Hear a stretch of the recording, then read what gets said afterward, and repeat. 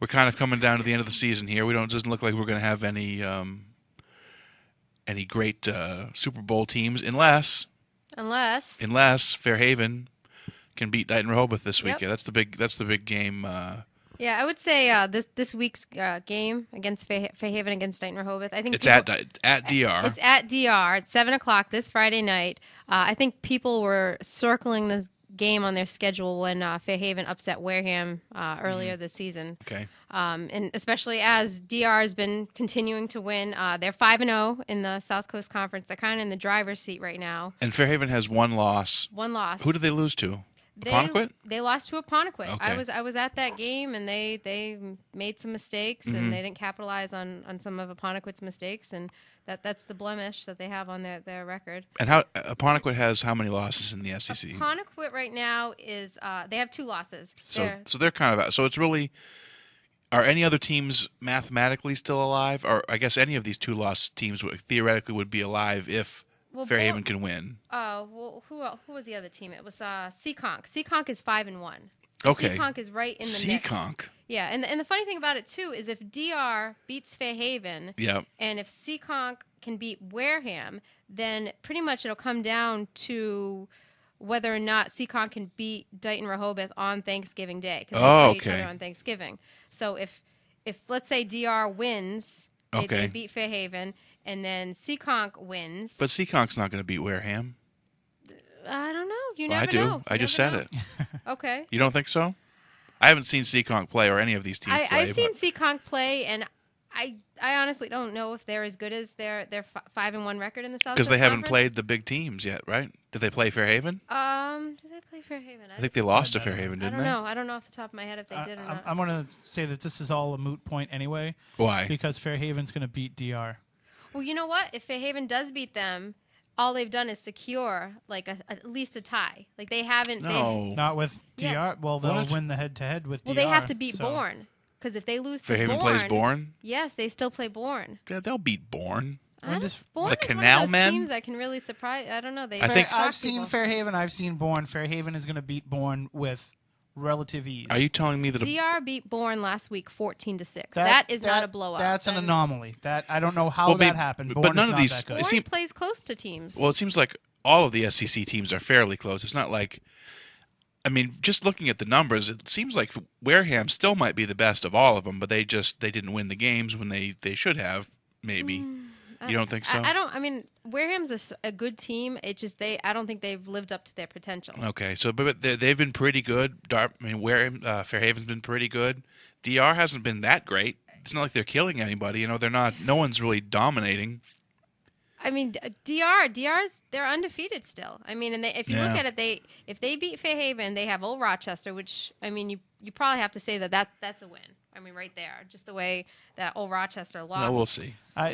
The way Old Rochester looked after that game, I'm extremely worried. Yeah, they've lost 3 straight. You know. Right, I know Old Rochester's is reeling a bit, but it's going to be fun anyway. I mean, Tim went on a limb and picked the local team to win, which is new for you, Tim. I'm not making a homer pick there. I'm picking that based on the fact that whatever happened, I wasn't at that DR Bourne game, but whatever happened in that game that caused DR to kind of stall out. Yeah. And I've seen the way that Fairhaven has been playing, and I just think that they've got them. I think that they've got this one. I mean, it would be interesting. It could be interesting. With DR, I mean, they only beat Bourne by a touchdown. In the previous week, they lost to Coyle Cassidy, which nobody's really talking about, but they got upset by Coyle. I don't know if it was 1 point or 3 points, but, you know, they're in Dighton Rehoboth. So they actually have 2 losses, but they're both out of conference. Yeah. Yeah, I think that the Falcons are ripe for a loss here. I mean, if Mata has 4 touchdowns like he did against Old Rochester. So what you're saying is if they can get a whole lot of Mata? Yes, a whole lot of Mata. Yes, then it'll be a Fairhaven victory. Top 5 headlines of all time. I wrote that one. A whole lot of Mata. That was me. I was happy. I actually started writing it in the first half when Tim texted me to tell me that he had 2 touchdowns. So I was really hoping he would, kick it up a notch. And he certainly did. And then John Williams from New Bedford had 4 touchdowns also, but I didn't have a touchline that said, a whole lot of Williams because it's not as doesn't ring as well. New Bedford is at Taunton. They've won 2 straight. Yep, they have. Like you said, Williams had 4 touchdowns this past week, and in the area, let's see how many he has. He has 9 touchdowns. You sure? I think it's more. Oh, then maybe it's more. It should be more than that, I guess. I think it's 13. Okay, then we didn't add those in. We didn't plug in the stats. Who's we? The high school sports. Folks, what you're seeing right now is some of the behind the scenes. we put those stats in, but I believe he has 13 touchdowns. Okay, then I'll update that to 13 because we have Mata for 12. A whole lot of Mata. A whole lot of Mata. I mean, New Bedford, they're going to have a tough challenge.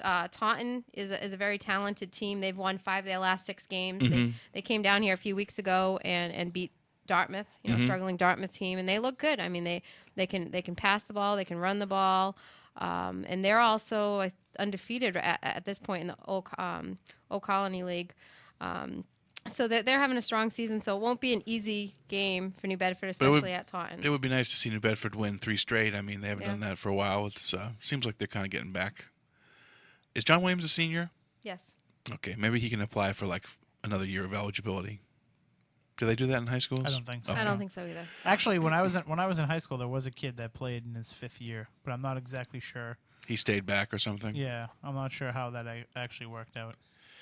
The other games, they don't look like they're particularly worth mentioning, but we could mention OR at Vogue. It's kind of, that one is intriguing to me because Vogue is winless, but they've played pretty good football. They certainly have. And they're home. Old Rochester comes in. They're not playing well. Do you think this could be the week for? I honestly think so. I think that Vogue could really come out and get their first win of the season. And actually, Buddy Thomas and I were talking earlier today that they could possibly win out, which is maybe surprising to some people. Mm-hmm. But who do they play on Thanksgiving? They play Vogue. No, who do they play on Thanksgiving? I know they play. They say they have a Bishop Stang game coming up. That's a makeup that they had to postpone.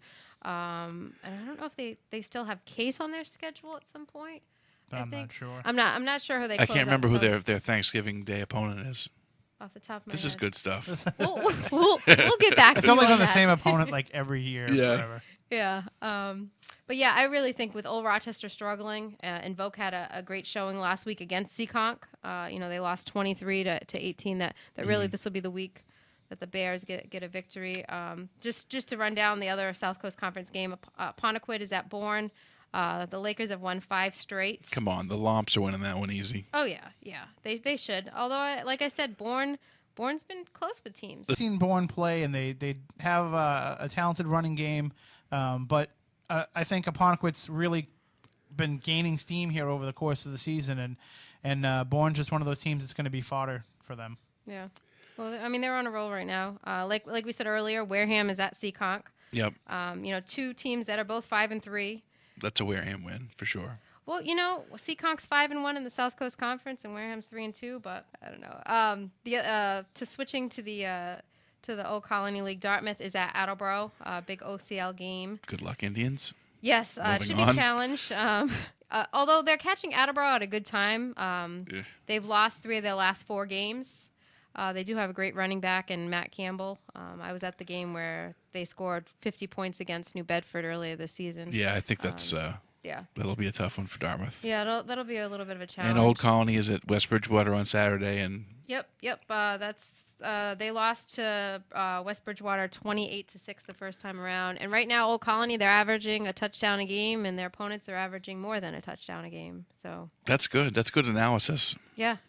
So they've lost 7 straight. I mean, that's pretty much it. They don't have the kids there. Just to switch gears back to Friday. Okay. Bishop Stang is going to be playing Martha's Vineyard at this taping, as of this taping right now. They had Martha's Vineyard had canceled their game last week because some of the kids had swine flu on the football team. Yep. But Peter Shaughnessy said that Martha's Vineyard football team is back practicing, so good. Look, hopefully that game will take place. Keep the swine flu on the island. There's a reason why they live on an island and they're kept away from the rest of us.